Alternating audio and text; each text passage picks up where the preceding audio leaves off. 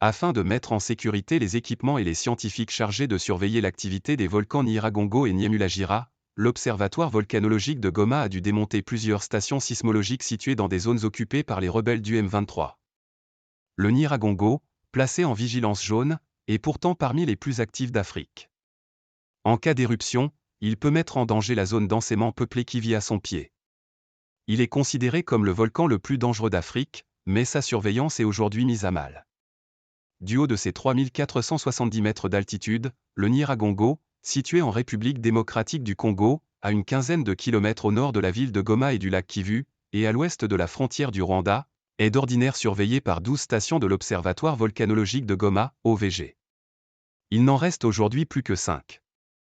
Les 7 autres, des stations chargées de l'étude des tremblements de terre liés au mouvement du magma dans le sol, ont en effet été fermées et démontées par mesure de sécurité en raison de l'occupation des zones où elles étaient installées par les rebelles du M23.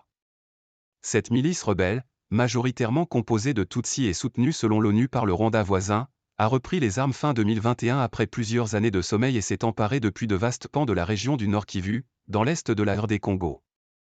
Alors que Kinshasa accuse le Rwanda et ses supplétifs du M23 de vouloir faire main basse sur les minerais de l'Est congolais, le M23 affirme, quant à lui, défendre une frange menacée de la population et réclame des négociations que la RD Congo refuse, excluant de discuter avec des terroristes. Depuis octobre 2023, les affrontements se sont intensifiés, notamment dans la région de Nyiragongo, où se trouve le volcan éponyme, entre le M23 et des combattants locaux, supplétifs de l'armée congolaise. Placé en vigilance jaune, niveau d'alerte auquel il a été maintenu le 18 mars dernier par l'OVG, le Nyiragongo doit faire l'objet d'une surveillance renforcée, tout comme son jumeau dans le parc des Virunga, le Nyamulagira. L'OVG, privé d'une partie de ses données d'observation, s'inquiète. Tout comme les populations qui vivent à proximité, marquées par la dernière éruption du Nyiragongo, en mai 2021. Une surprise que même l'observatoire n'avait pu voir venir. Les coulées de lave avaient provoqué la mort de 32 personnes et fait plus de 500 000 déplacés. À chaque fois que la situation insécuritaire dégénère, la surveillance des volcans en pâtit. Certaines de nos stations se sont retrouvées dans des zones à sécurité réduite, donc nous avons préféré les désinstaller et les ramener à l'OVG pour leur sécurité, explique Charles Balagizi, directeur scientifique de l'OVG au micro de TV5 Monde, précisant que les 7 stations désinstallées sont des stations de sismologie.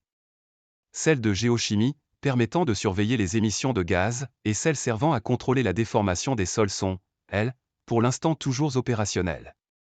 Mais sans ces stations de sismologie on peut avoir des billets d'observation, explique à France 24 Benoît Smets, volcanologue au Musée royal de l'Afrique centrale, Africa Museum, institut belge de recherche scientifique, et à l'Université de Bruxelles, qui a travaillé plusieurs années aux côtés de l'OVG.